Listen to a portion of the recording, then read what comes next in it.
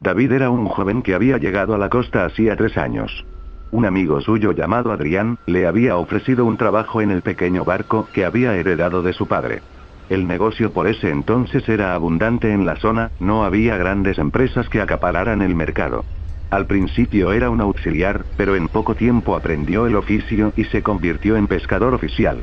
El trabajo de David consistía en bajar al sótano del barco, sacar las redes de pesca, subirlas a la cubierta y lanzarlas al mar con una técnica bastante curiosa, que incluía morder la atarraya o red y extenderla totalmente antes de que tocara la superficie del agua, como extendiendo una gran sábana redonda.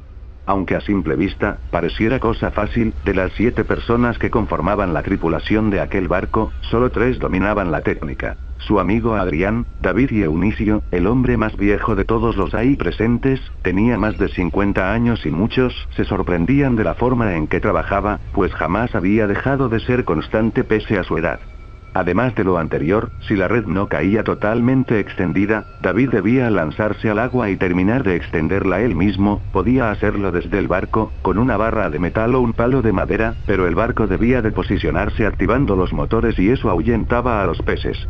En los años que David llevaba viviendo en la costa, había tenido la oportunidad de hablar con otros pescadores, otros capitanes, comerciantes y gentes del mercado y había escuchado un sinfín de historias respecto al mar, a la bahía, a la costa. Habían personas que contaban esas historias con gran asombro y respeto, manifestando su total credulidad a ellas, otras personas simplemente lo contaban como algo curioso. De todas las leyendas que David había escuchado, una en especial le despertaba cierta inquietud, se la había contado Eunicio, una tarde que estaban en alta mar. He vivido toda mi vida en la costa, mi padre fue pescador y mi madre vendía el pescado que él traía a casa. Mi padre salía a pescar con un amigo suyo, ambos habían fundado su compañía de pesca, como ellos la llamaban, todos los días salían juntos desde muy temprano, y volvían antes del anochecer, a veces podía acompañarlo, a veces no. Una tarde, mientras ayudaba a mi madre en el negocio de pescado, me dijo que ya casi era hora de que el bote de mi padre llegara al muelle que había muy cerca de la casa donde vivíamos. Yo corrí como normalmente lo hacía hasta allá, viendo el océano azul extenderse frente a mí, seguido por el gris terrorífico de la tarde. Llegué hasta el muelle, estaba hecho de madera como tradicionalmente se hacen, caminé despacio hasta el final, me senté dejando colgar los pies, intentando distinguir si alguno de los botes que se acercaban a la orilla era el de mi padre. A pesar de todo, por esa zona de la costa, siempre ha estado solitario por lo que no eran muchos. Me recosté mirando hacia el cielo, cuando un extraño humo empezó a acumularse a mi alrededor, era algo así como el vapor del mar en la noche pero más espeso, una neblina muy densa que me cubrió por completo como un espectro. Me incorporé, y tuve la sensación de querer toser pero no lo hice, no podía ver más allá de las palmas de mis manos y luego ni eso, la visibilidad fue totalmente nula. Corrí de vuelta a la playa y creí estar atravesando una nube, cuando giré para mirar el muelle vi esa niebla disiparse en el aire, lentamente, como si aquello nunca hubiera existido. No le conté nada a mis padres hasta una semana después, fue cuando el amigo de mi padre desapareció. Él llegó esa noche muy tarde, y dijo que al otro día saldría con el primer rayo del sol. Había regresado por más hombres que le ayudaran en su búsqueda.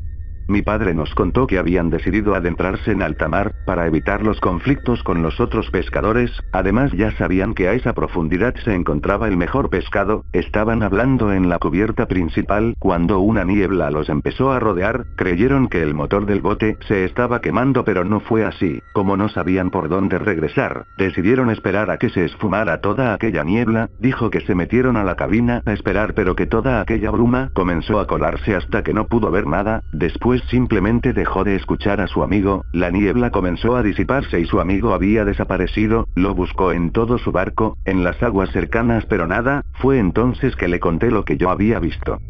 David sabía que era normal ver algo de neblina por la mañana, cuando hacía frío en la costa, pero no podía imaginar algo que no le permitiera ver más allá de sus brazos. Aquella madrugada caminaban al muelle, ahí estaba su barco esperándoles, subieron y zarparon. Una gaviota veía todo desde una boya, los vio pasar, dirigiéndose a su zona de trabajo. Mientras se alejaban, Eunicio, que estaba cerca de David, le dijo: ¿Ves esa neblina de la costa?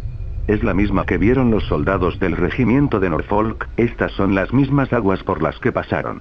Adrián, que a veces se tomaba en serio el papel de jefe, los mandó a que sacaran las redes del sótano y las prepararan. Ambos bajaron, sacaron las grandes redes, y subieron a la cubierta, se colocaron cada uno en un extremo y las lanzaron. Los lanzamientos fueron perfectos, pero un error de cálculo hizo que a David se le escurriera entre las manos la cuerda de recuperación de la red, por lo que saltó inmediatamente al agua para evitar perderla. Al salir del agua vio el bote desde abajo, desde ahí se veía muy grande, se acercó a las escaleras de metal y las subió sujetándose con fuerza, pues su ropa estaba pesada por el agua. Mientras subía a la cubierta dirigió la mirada buscando la de Adrián, sabía que se estaría riendo de él. Sin embargo, David se percató de que la cabina de piloto estaba vacía. Normalmente Adrián no dejaba el mando solo, eso porque se rumoreaba que habían ladrones en las cercanías. A pesar de que los motores y controles estuvieran apagados, su amigo siempre estaba ahí. David subió solo para comprobar que no había nadie, llamó a su amigo pero no hubo respuesta, miró por los cristales y tampoco vio a nadie de la tripulación en la cubierta delantera o trasera. No estaba Eunicio. ¿Dónde está el viejo cuando se le necesita?, pensó, gritó el nombre de los compañeros pero nadie respondía. Fue entonces que notó, afuera de la cabina, un vapor que empezaba a acumularse poco a poco rápidamente, rodeándolo, luego se convirtió en una espesa niebla que no lo dejaba ver nada. Su instinto le hizo bajar las primeras escaleras con éxito, y llegar hasta la entrada al sótano, pero ahí, su desesperación lo traicionó y cayó en el último peldaño de la escalera. Cuando se levantó, se dio cuenta de que arriba de él la niebla había cubierto por completo el acceso así como el pasillo, y se estaba metiendo en el sótano. Sabía lo que eso significaba, por lo que subió rápidamente esa escalera, corrió despavorido por el breve pasillo hasta la orilla de la cubierta delantera y se lanzó al mar. Un día después de lo ocurrido, la esposa de Adrián, Elena, junto a otras 3 mujeres y algunos hombres, zarparon esperando encontrar a los desaparecidos. La noche que tenían que regresar no habían regresado. Era un pueblo pesquero. Cuando algún pescador no volvía de su jornada normalmente significaba malas noticias. Toda la gente iba a bordo de 3 barcos, entre amigos, conocidos y voluntarios. Ya tenía cerca de un año desde la última tragedia y en ese entonces se pudo hallar la nave, pero ahora no había rastro de ellos. El mar se los había llevado, en el vapor del anochecer.